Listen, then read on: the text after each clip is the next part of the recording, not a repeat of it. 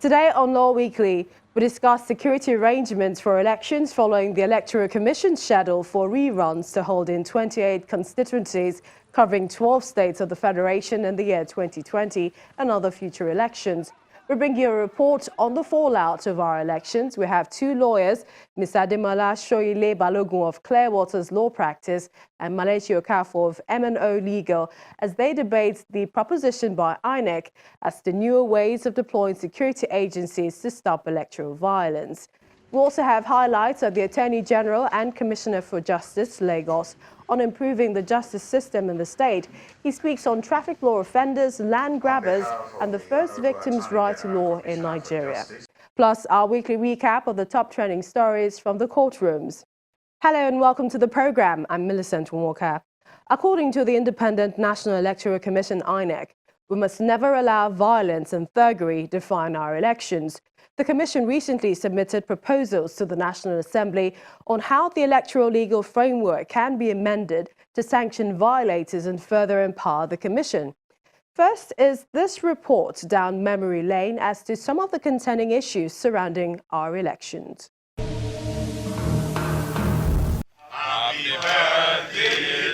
President Muhammadu Buhari advising would-be contestants in 2023 against name-dropping. On the occasion of his birthday, with some of his aides and State House staff, he also assured Nigerians of free, fair and credible elections in 2023. What I want to promise Nigerians that I will work very hard on is free and fair election. All those that are going to succeed the National Assembly and the presidency, they better work very hard, because I will make sure using the law enforcement agencies that elections are free and fair.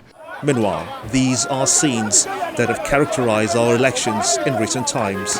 Pandemonium,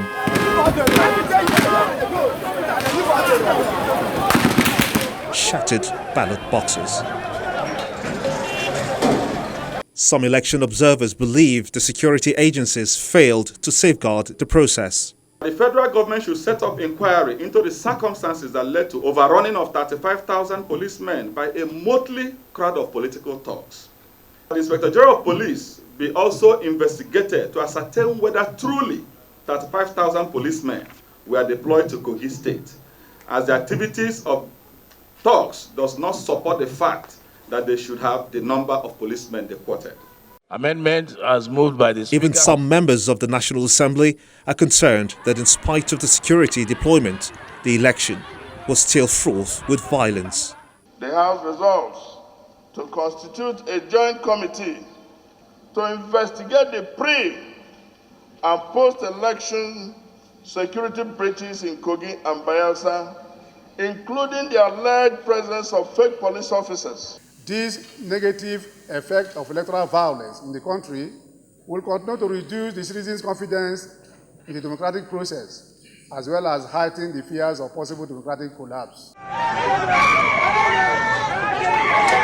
So, is there a solution to violent elections? The INEC chairman might have the answers.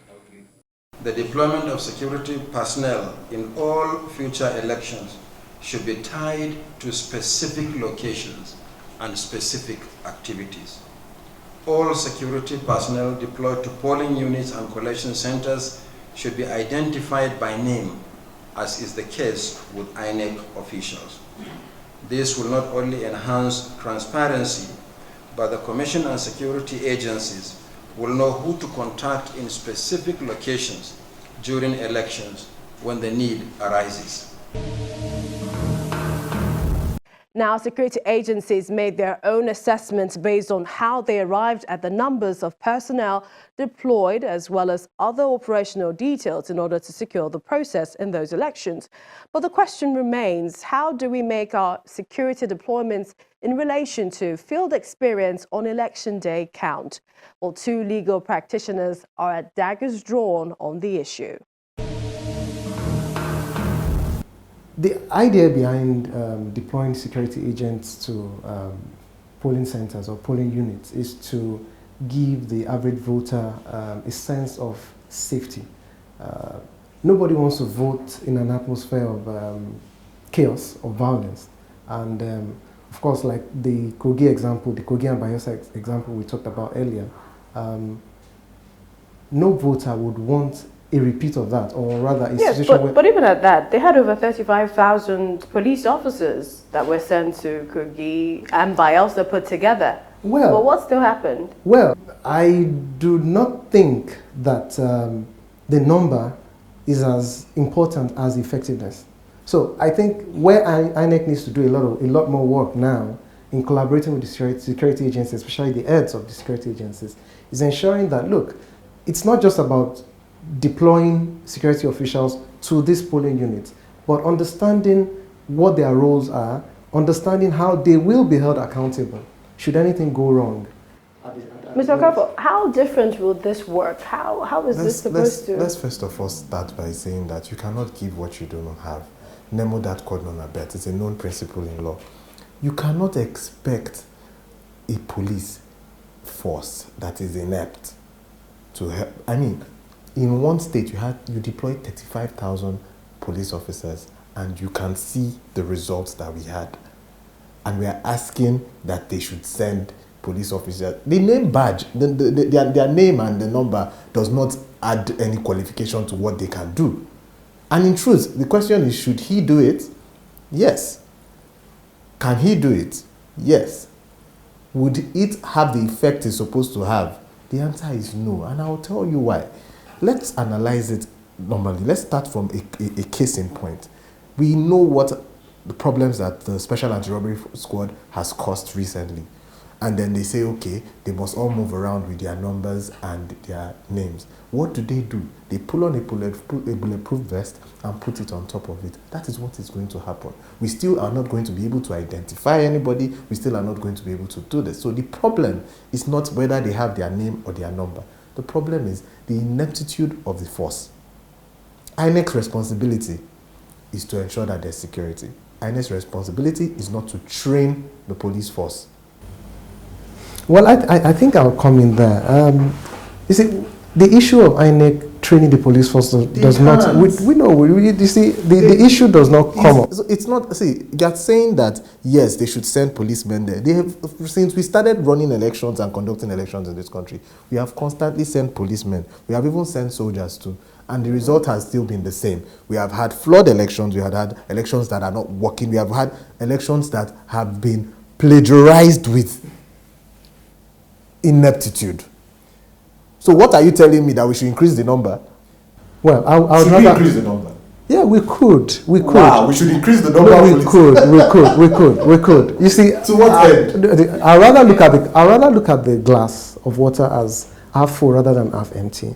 You see, our electoral processes, are a work in progress, and by that I mean that INEC may not necessarily, have gotten it right, but we must be fair to INEC in the sense that in some areas we have seen them, perform beyond expectations. And if the only thing that that would aid them in the exercise of these duties would be to, allow the security agencies to be more effective in their operations, like, of course, name tagging, so that you can actually monitor what these agents are doing, the security agents now are doing at the polling units. You can identify them. You can, trace their action. We've agreed that we've tried different in other issues that are even more sacrosanct, that has to do with human life.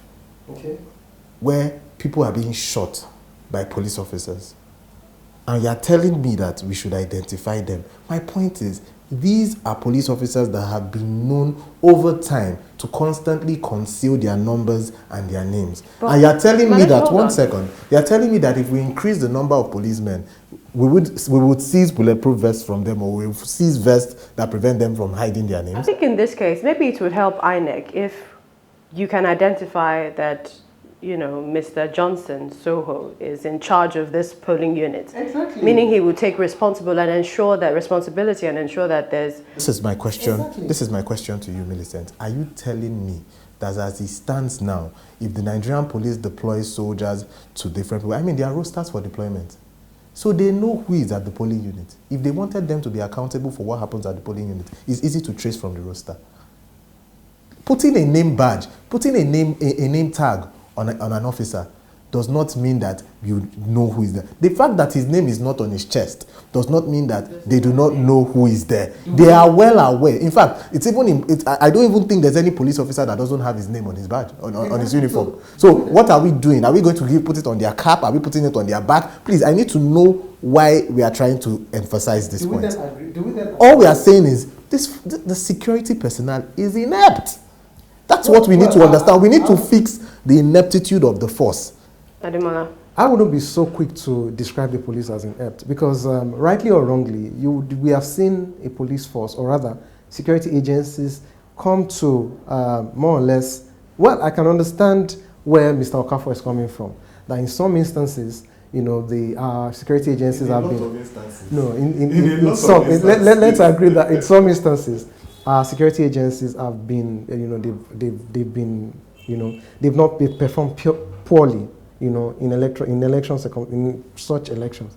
But there is always a room for improvement. And once we identify this problem, which I think INEC and the police force have done, you know, to identify where the problem is, then we can make progress. Let's also not forget the ways of deploying electoral security, the framework that talks about the deployment of personnel in the inner circle and the outer circle, how you have the ones without weapons and the polling units, the wards, and then the outer circle, armed security men to prevent thugs. But it appears, you know, that hasn't worked at all. So the thing is, how can we ensure a saner election, an election that is free from violence? Is that possible? Free from ballot box snatching, free from shooting, and, you know, some of the pandemonium and scenes that we've seen and we saw in the last elections that we held?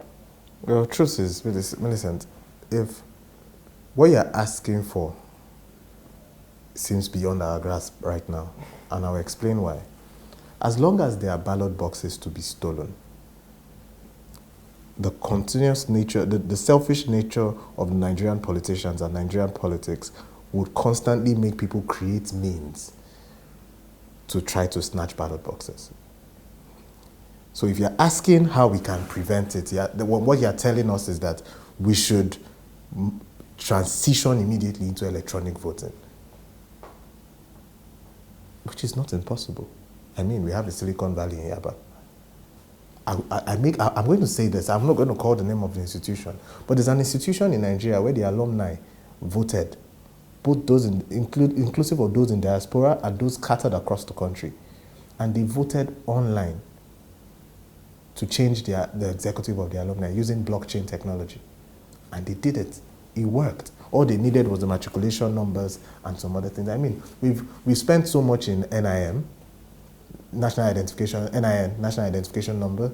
We've spent so much in BVN, so we can say that at least, especially for BVN, we can at least track each individual with his bank account. We can. With his BVN number, sorry. We can track each individual with his BVN number. So we've taken steps that would tend towards getting to it, taking steps that will help us have a technological election. The question is, are we even ready for a technological election? Okay, you raised the issue of concentric circles, which I'm aware that the INEC chairman, Professor Mahmoud Yakubu, you know, talked about some days ago. Yes, I would want to. I rather, like I keep saying, I rather see the glass of water as half full rather than half empty. You know, our elections are peculiar. We need to come to terms with that fact. They are very peculiar.